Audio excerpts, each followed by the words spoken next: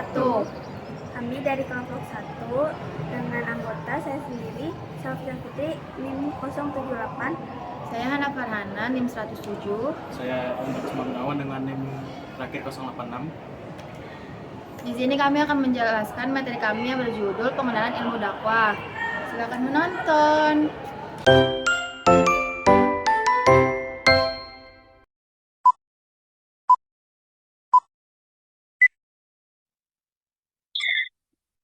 Baik teman-teman, di sini kami ingin mempresentasikan yaitu tentang ilmu dakwah.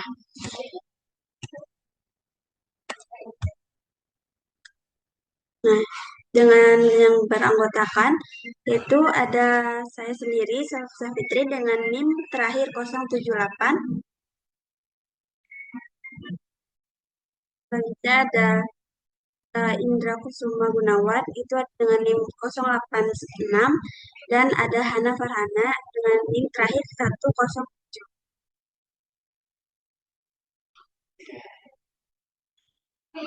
Baik teman-teman, di sini itu pertama ada definisi ilmu dakwah sendiri. Ilmu dakwah yaitu dakwah berasal dari bahasa Arab dari kata da'ay da'ay da'ayu da- da'ayatu dakwatan yang memiliki arti mengajak dan memanggil.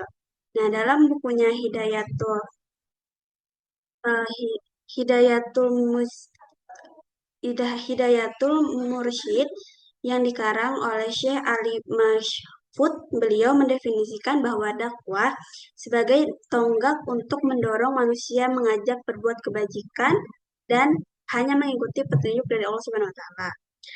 Lalu mencegah mereka untuk meninggalkan suatu perbuatan atau perkara-perkara yang munkar sehingga kita akan mendapat kebahagiaan di dunia maupun kebahagiaan di akhirat. Dengan demikian, dakwah adalah mendorong, mengajak, memahami seseorang atau sekelompok orang agar kembali ke jalan yang lurus, yang sesuai dengan ajaran Islam, kembali kepada kebaikan, yaitu atau disebut al-khair, dan mencegah dari kemunkaran, amalhum nahi munkar. Nah, kemudian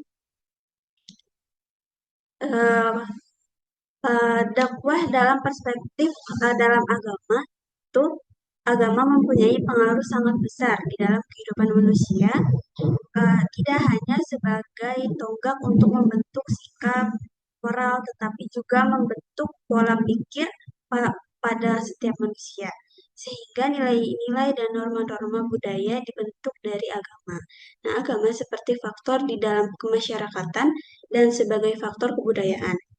Agama juga bukan hanya sekedar komponen penting kemampuan manusia untuk terlibat dalam eksternalisasi dan penciptaan dunia material dan dunia sosial. Agama juga merupakan cara untuk mempertahankan pemeliharaan dunia dan memperoleh legitimasi sosial. Karena kedudukan ontologisnya, agama juga dapat memberikan lembaga dan tatanan sosial rasa legitimasi yang kuat dan tidak memihak. Kemudian, di sini ada perspektif ilmu dakwah dalam komunikasi dan perspektif ilmu dakwah dalam sosial yang akan dijelaskan oleh Hana.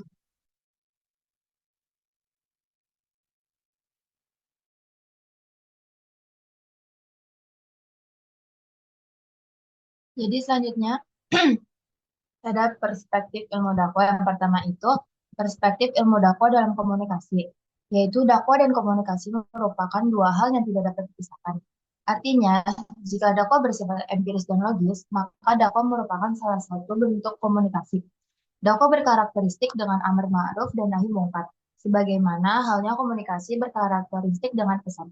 Terdapat hubungan yang erat antara dakwah dan komunikasi, khususnya dalam perkembangan Islam sebagai wasilah dalam kemajuan umat. Untuk mendapat perubahan dan transformasi dalam masyarakat, demi terwujudnya amar ma'ruf nahi mungkar, komunikasi sangat penting dalam penyampaian ajaran dakwah.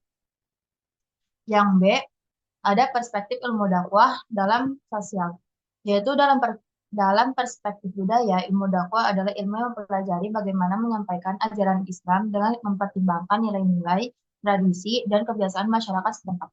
Dalam perspektif sosial, ilmu dakwah tidak hanya berfokus pada aspek teologis atau keimanan dan ibadah, tetapi juga mempertimbangkan aspek sosiologi, budaya, komunikasi, dan psikologi masyarakat sebagai objek dakwah.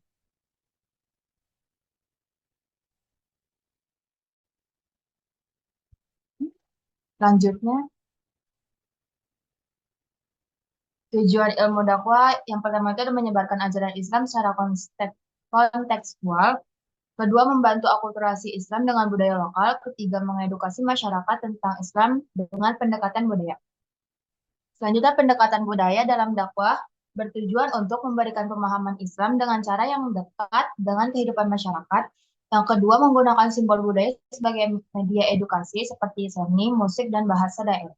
Yang ketiga, melestarikan budaya yang sejalan dengan Islam. Yang keempat, banyak budaya lokal yang memiliki nilai-nilai Islam seperti gotong royong, sopan, santun, dan kearifan lokal lainnya. Yang kelima, ada membantu perubahan sosial yang lebih baik.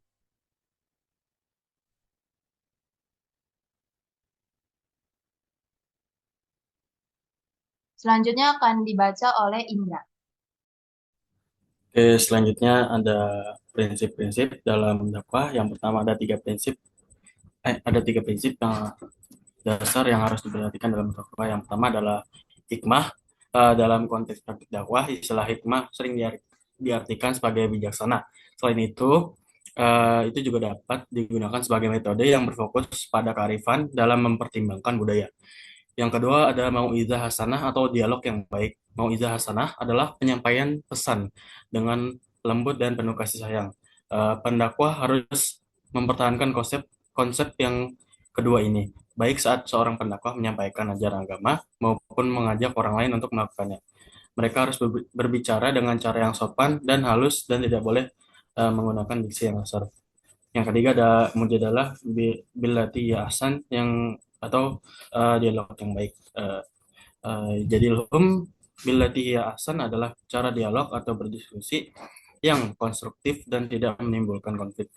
Prinsip ini lebih menekankan pada pencarian kebenaran melalui diskusi yang mengedepankan kekuatan argumentasi yang logis dan bukan kemenangan emosi yang membawa bias.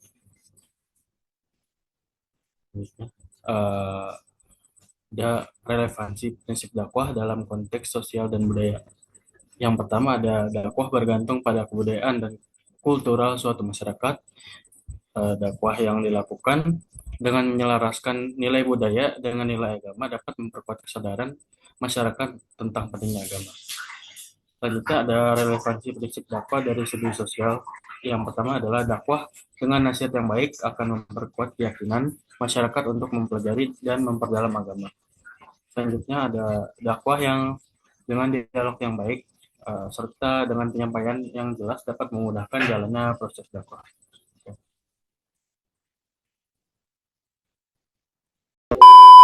Sekian yang bisa kami sampaikan tentang materi pengenalan ilmu dakwah.